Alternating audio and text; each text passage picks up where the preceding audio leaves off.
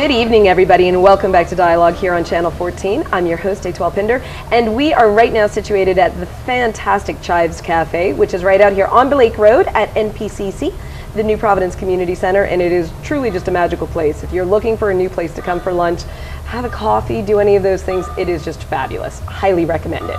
And it's very appropriate because we are talking about food. But the other side of food, not quite the happy side of food that I normally talk about, this is food security. And I think that one of the things that people maybe think about with food generally is, do you have it? It's not necessarily what are you having and how much should you be having, but is there something available? And that's not really the only problem. Really, it's about what you're getting and how you're getting it, perhaps. These sorts of issues. So tell me, how is Hands for Hunger sort of assisting the Bahamas with our specific food security issues? Well, in the previous segment we had, you guys covered the fact that there's categorically there is a situation where there's not enough food for 30 to 40,000 Bahamians. We know that for a fact, and we're not meeting those needs. But like you said, food security is a much broader issue and deals with the fact that it's about access and availability to foods that allow you to live a functional and healthy lifestyle. And for many more Bahamians than the 30, 40,000 that are not getting enough to eat, the situation where they're not able to afford whole grains and fruits and vegetables, and again, the foods that contribute to being food secure, that's not what we see.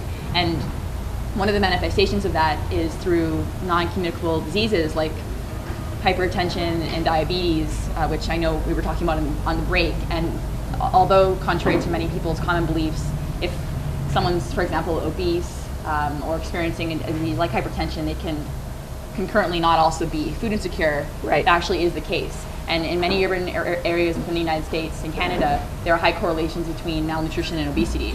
So you have situations where, again, people are chronically sort of food insecure. They're trying to make their dollar go the furthest, so they try to purchase the most calories they can with their dollar. So you get your chicken in the bag or whatever it is. So You're getting fried, probably low quality food, which has it's almost sort of a mono panel of nutrients that you're getting in. You are not getting in fresh produce. Right. You're not getting in the whole grain, so you're going to have higher cholesterol levels, be it higher risk for cardiovascular disease, for strokes, all sorts of things.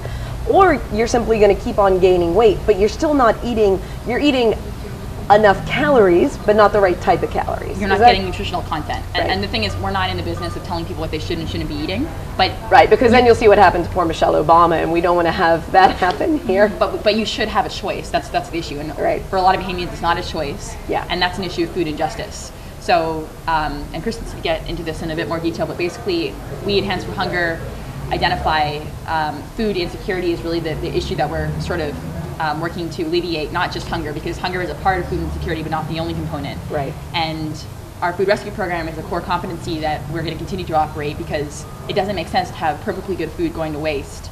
And while that's happening, we're going to still have our trucks on the road picking up the food. But at the same time, we have to broaden our scope, and that's why we're placing a lot of our emphasis on educational and research programs. And for example, we'd like to commission a food security research study, the first of the kind ever in the Bahamas. And if you notice, like many other things, you can't really pick up a book and look up anywhere the number of people that are hungry or facing food security, because we don't have the information.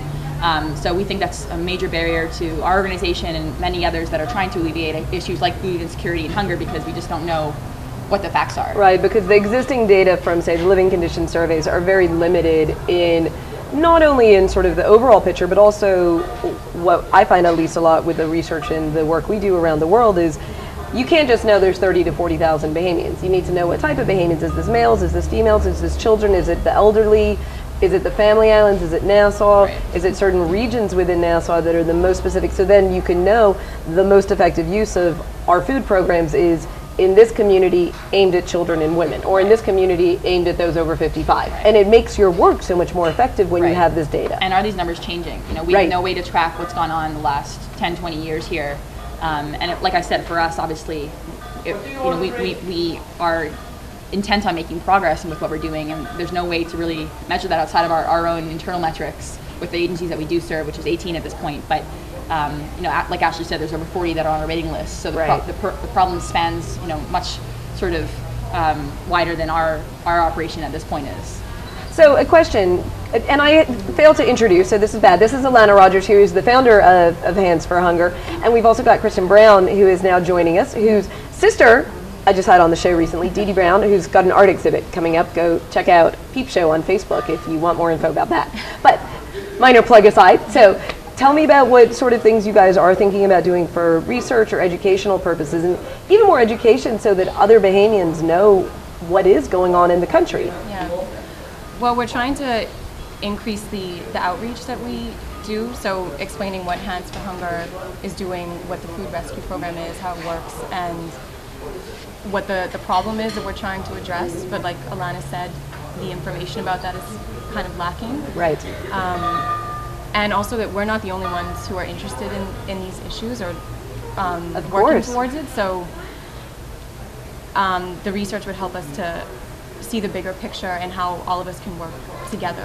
And actually that's a question or it brings up sort of a good question from my perspective is, are you guys working now too as more of a coordinating body as well? Because I imagine before you came along, there may have been some minor coordination between some of these agencies that are providing food, but do they look to you now because they know? So Red Cross knows that you're talking to Salvation Army, talking to the shelters, talking to the urban renewal centers.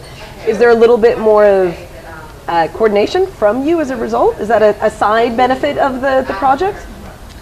I think what's come through our community partnerships, which we continue to emphasize, have contributed to the success of our program and the impact we're able to make, is we've created a partnership through Lignum Vitae, and it's become it's a new nonprofit, and it's going to be based in the referral services. Again, based on the premise that there are many social outreach centers, there are many social service programs that are meeting a need in their community, but the coordination within communities, or the coordination island-wide, or the coordination of what needs are being met, is there food service, is there shelter, isn't occurring.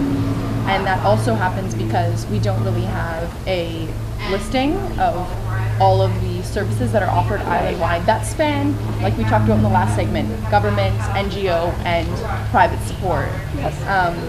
So where we do work in coordination with our partners and some of the waitlist agencies that we have and our food donors, our partnership with Lignum Vitae and their